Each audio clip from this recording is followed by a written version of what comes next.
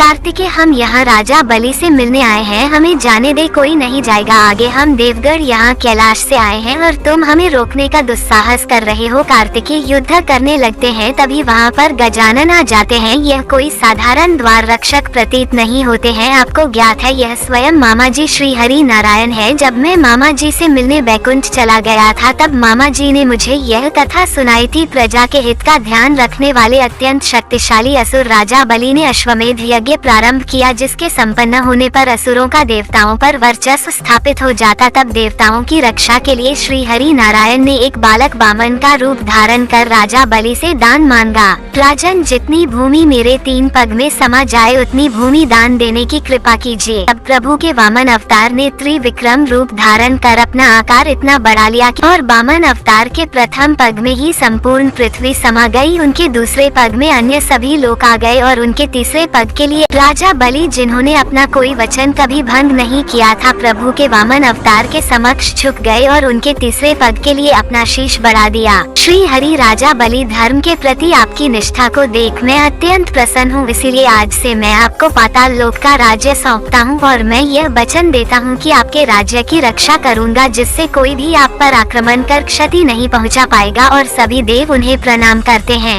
और क्षमा मांगते हैं और वो फिर भी उन्हें अंदर जाने से मना कर देते हैं। गजानन प्रेरी अपनी प्रार्थना से नहीं अपने स्वामी की प्रार्थना से प्रसन्न होता है और श्री हरिनारायण के अंश राजा बलि के राज्य की रक्षा कर रहे हैं। असुर होने पर भी जिन्होंने अटूट निष्ठा रखी, जो सदा दयालु और दानवीर रहे, जिन्होंने स्वयं भगवान को दान देने का सौभाग्य प्राप्त किया, दान देते समय जिनके हाथ ऊपर रहे और भगवान के हाथ दान स्वीकार करने के लिए नीचे हो गए और वो उन्हें आगे जाने की अनुमति दे देते हैं।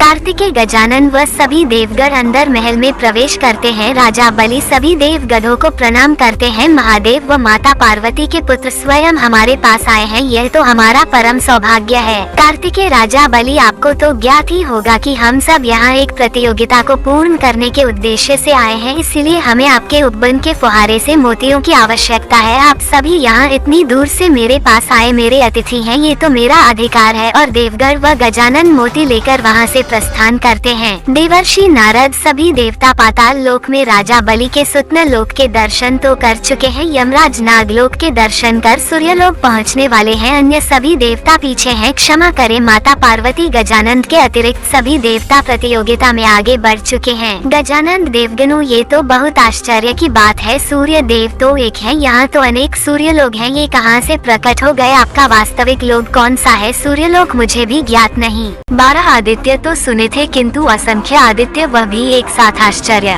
कुमार कार्तिक के सूर्य देव, आपका वास्तविक लोक कौन सा है? कुमार कार्तिक, इन्हें देखकर तो मैं भी भ्रमित हूँ। देवराज सूर्य देव, आप छल कर रहे हैं, आप अपने ही लोक में भ्रमित कैसे हो सकते हैं? आपका लोक और आपको ही ज्ञात नहीं। सूर्य देव, अनुचित लाभ मत उठाए, अपने लोक को शीघ्र ही बताए। वास्तविक सूर्य लोक कौन सा है? सूर्य देव, नीति और नियमों का सम्मान मेरे लिए सर्वोपरि है और आप लोग मुझ पर नीति भंग करने का आरोप लगा रहे हैं। गजानन, आप लोग एक दूसरे पर ही आरोप के बाण क्यों चला रहे हैं? हमें आपस में भिड़ने के स्थान पर मिलकर इस समस्या का समाधान तोड़ना चाहिए। यदि यह कार्य सूर्य देव द्वारा किया गया होता तो ये हमें छोड़कर आगे बढ़ गए होते हैं, किंतु वे अभी भी हमारे साथ हैं और सूर्य देव अपनी देवी संज्ञा को बुलाते हैं। हमारी सहायता कीजिए सूर्य देव, इसका मतलब है यही वास्तविक सूर्य लोक है। देवी संध्या, यह क्या इतने सूर्य लोक और इतनी स्त्रियां मेरे प्रतिरूप में? यह कौन है? गजानन, जो सर्वप्रथम अपने लोक से बाहर आई थी वही वास्तविक माता संज्ञा है और कार्तिकेय अपने शूल से सभी संज्ञा के रूपों को हटा देते हैं। गजानंद माता संज्ञा को प्रणाम करते हैं। सूर्य देव, आज तुमने सभी देवगणों को बचा लिया। मैं तुम्हें वरदान देता हूँ कि जो भी तुम्हारी पूजा करेगा उसकी कुंडली में भाग्य का सूर्य अस्त हो भी रहा होगा तो भी आपकी आराधना से उसके भाग्य में सभी दोष मिट जाएंगे। गजानन, धन्यवाद। देवराज इंद्र, आपकी चतुराई बहुत ही कठिनाई में डाल देगी। राहु और केतु, कठिनाई में तो सभी देवता आ गए। चंद्र देव, आपको धन्यवाद करना चाहिए हमारा काम सरल बनाने के लिए। और राहु और केतु चंद्र देव को खींच लेते हैं, अन्य देवगण भी उनके बस में हो जाते हैं। तभी कार्तिकेय आ जाते हैं। राहु और केतु चंद्र देव को मुक्त करो, अन्यथा मेरा सामना करना होगा। तुम्हें स्मरण रहे, चंद्र ग्रहण समाप्ति होने से पूर्व चंद्र देव को मुक्त करना होगा। गजानंद, मैं सभी देवताओं को मुक्त करवा लूंगा। गजानंद, राहु और केतु, किंतु आप दोनों जुड़े हैं ना?